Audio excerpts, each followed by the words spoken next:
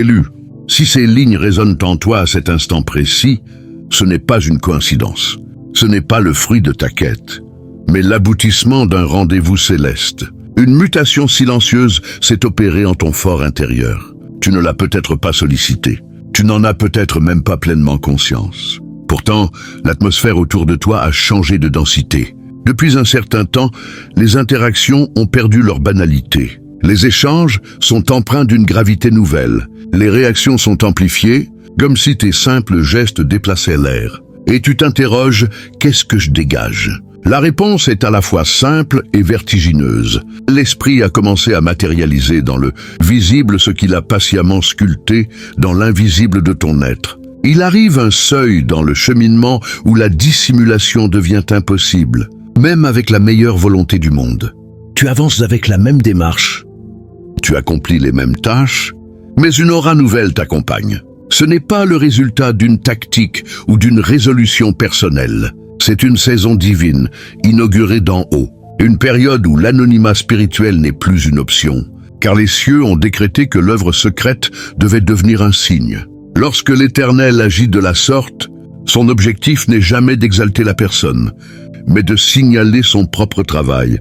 Il impose son sceau sur une existence, et cette existence devient un repère.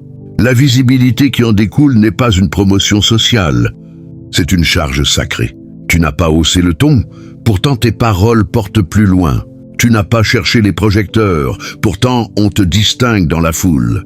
Ta présence désormais a un poids spécifique, une consistance que les autres perçoivent confusément sans parvenir à l'identifier. Avant même que tu n'ouvres la bouche, ton être parle. Avant que tu ne partages ton histoire, ton cheminement la raconte. Déjà, il émane de ta manière d'être une cohérence inédite, une stabilité qui n'a rien de rigide, une sérénité qui fait contraste avec le chaos ambiant. Ce n'est pas le fruit d'un effort soutenu, c'est une conséquence naturelle.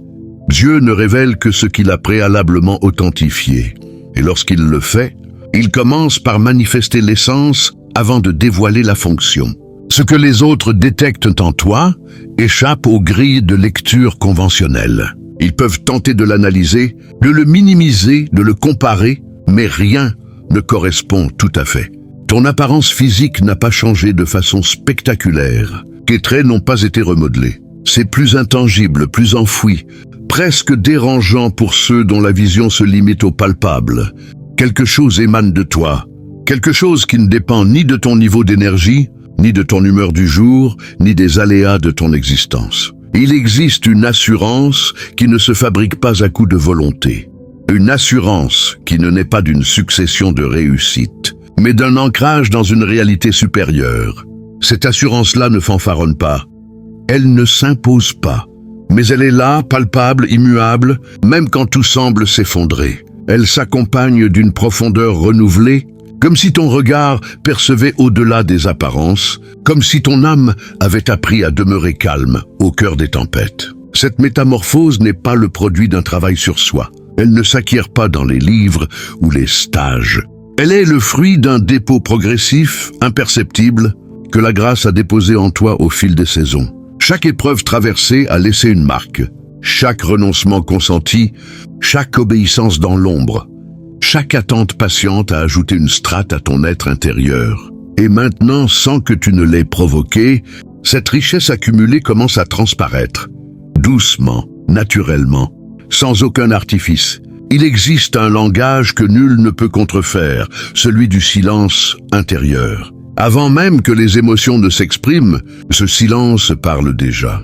Il trahit l'anxiété quand l'âme est en déroute, l'agitation quand l'esprit est divisé, l'amertume quand le cœur s'est durci. Beaucoup apprennent à polir leur discours, mais peu peuvent falsifier la qualité de leur paix intérieure. Lorsque Dieu intervient dans une vie, il ne modifie pas toujours les circonstances en premier. Il commence souvent par consolider les fondations intérieures, et cette consolidation finit par irradier à l'extérieur.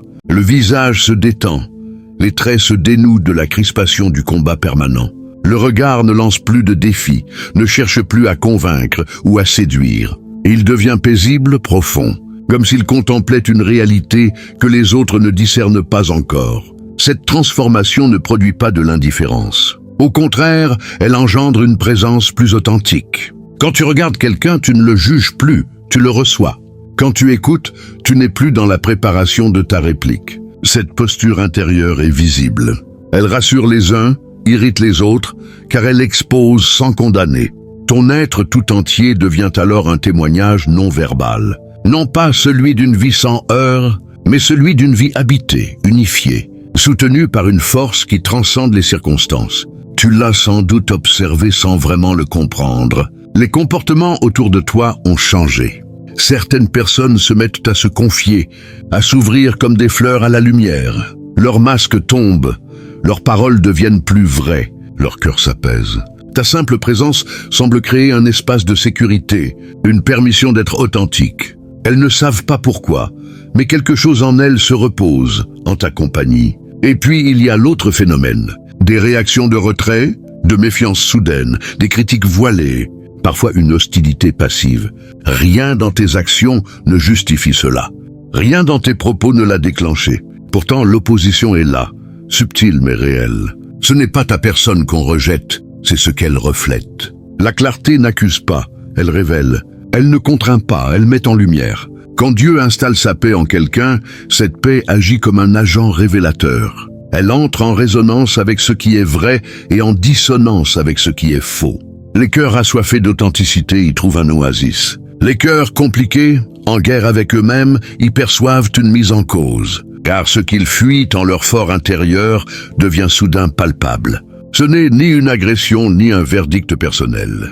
C'est une loi spirituelle. La même lumière produit des effets diamétralement opposés selon la nature de ce qu'elle illumine. Il existe des espaces qui ne répondent pas aux discours, mais aux présences. Tu pénètres dans une pièce sans intention particulière, et pourtant l'atmosphère se modifie. Les conversations frivoles s'éteignent, les regards se font plus attentifs, les postures se redressent. Certains semblent soulagés, d'autres mal à l'aise. Ce n'est pas de l'intimidation, c'est une sensibilité spirituelle qui s'éveille. Ton passage agit comme un catalyseur silencieux mais puissant. Un catalyseur ne parle pas, il transforme. Il ne force rien, il active. Quand l'esprit repose sur quelqu'un, cette personne devient un point d'alignement invisible. Non par supériorité, mais par cohérence. L'alignement émet une fréquence, et cette fréquence affecte tout ce qui est réceptif à la dimension de l'esprit, souvent à un niveau inconscient. Tu n'as pas besoin de donner des leçons, ni de corriger les autres. Ta propre intégrité suffit. Elle rappelle à certains leur vocation oubliée. Elle confronte d'autres à leurs compromis. Là où régnait la frivolité, une gravité bienveillante s'installe. Là où dominait la confusion, une clarté émerge. Cette fréquence n'est pas maintenue par la tension, mais par la consécration. Elle ne s'allume pas sur commande. Elle se manifeste quand l'esprit le décide. Et plus tu demeures fidèle à ce que tu portes, plus cette fréquence devient pure, perceptible, impossible à ignorer pour ceux dont les antennes intérieures sont déployées. Ne sois pas surpris si récemment des frictions apparaissent sans raison logique. Des malentendus surgissent là où tout était clair. Tes paroles sont déformées. Tes motivations sont suspectées. Des relations autrefois faciles deviennent soudain laborieuses. Parfois, c'est un mur de silence qui s'élève, infranchissable et inexplicable. Ce n'est pas une malchance, ni une suite d'accidents relationnels. La lumière, même douce, capte l'attention.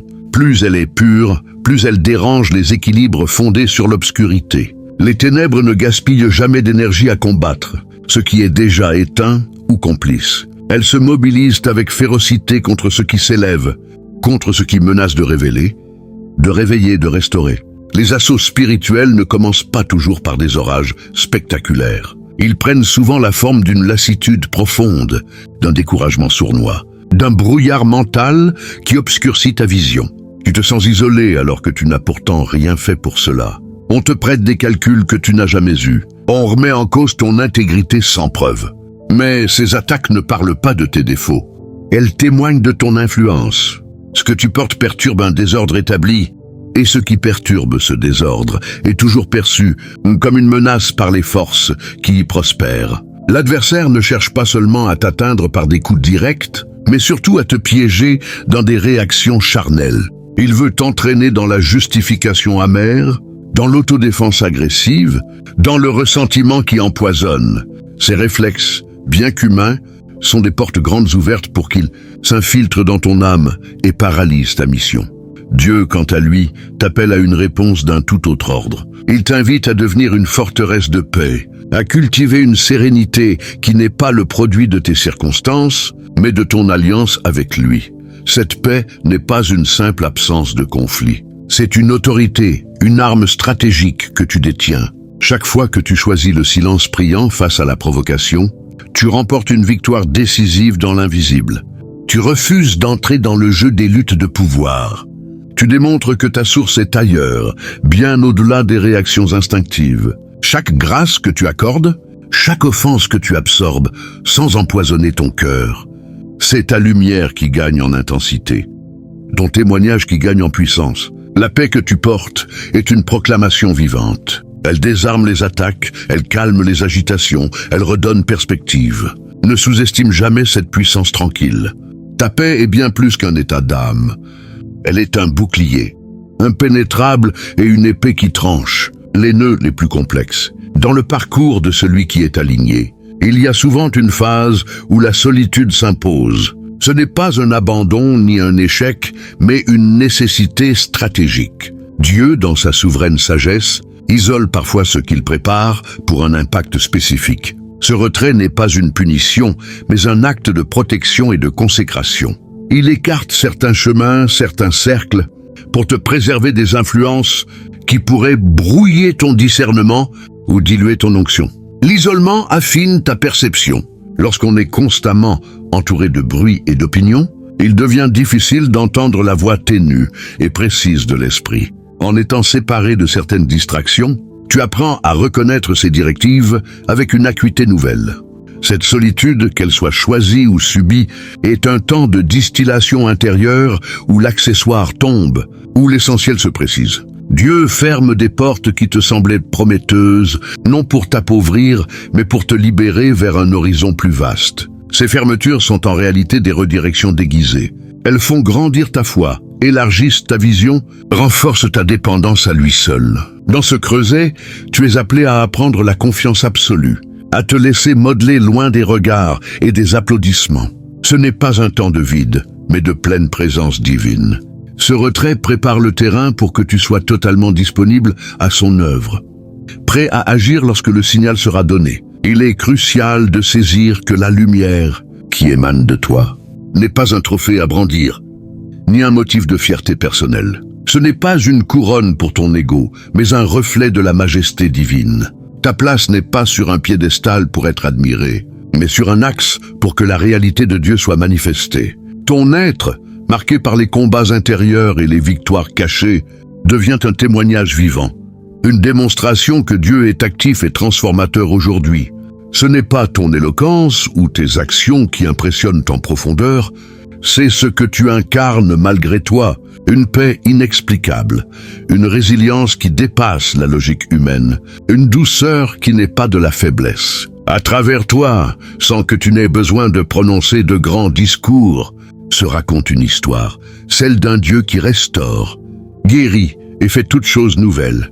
Tu es comme une fenêtre par laquelle les autres peuvent entrevoir l'espérance, la puissance et la fidélité divine. C'est un appel à une humilité radicale, mais aussi à une responsabilité sacrée.